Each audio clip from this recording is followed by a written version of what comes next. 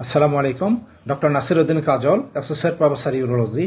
এখন আমি কথা বলবো খুব স্বাভাবিক একটা জিনিস। অনেক রোগী জানেন তার প্রস্রাবের রাস্তা শুরু হয়ে গিয়েছে, অর্থাৎ স্ট্রিকচার ইউরেথ্রা, তারপরও চিকিৎসা নিতে অবহেলা করেন, চিকিৎসা করতে চান না।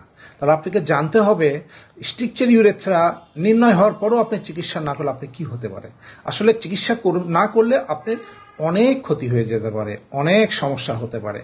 কি হবে, আপনি যদি চিকিৎসা না করেন তাহলে আপনার যে সমস্ত জটিলতা এইগুলো হবে এবং আপনার যে উপসর্গগুলো হচ্ছে আপনি উপসর্গ থেকে রেহাই পাবেন না। আপনার প্রস্রাবটা ক্লিয়ার হবে না, প্রস্রাবটা জমে থাকবে মূত্রথলিতে, ওই মূত্রথলিতে বারবার আপনি ইনফেকশন হবে, অর্থাৎ আপনি ইনফেকশন হবে এবং ইনফেকশনের কারণে আপনি কষ্ট পাবেন। এছাড়াও আপনি যদি চিকিৎসা না করেন মূত্রথলিতে প্রস্রাব জমবে, অনেক বেশি জমে যাবে, এগুলো আপনি আস্তে আস্তে উপরে চাপ দিয়ে আপনার কিডনিটা ড্যামেজ হয়ে যাবে। তাহলে কি হবে, আপনার মূত্রথলির সমস্যা হলো এবং আপনার কিডনি দুটো ড্যামেজ হয়ে যাবে। এছাড়াও ইনফেকশন তো থাকবেই, এছাড়াও পুরুষের বন্ধ্যত্বের কারণও হতে পারে।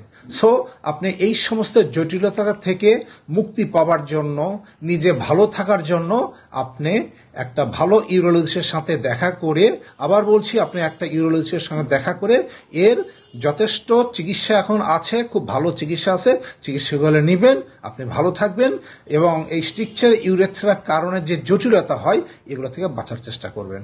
ধন্যবাদ।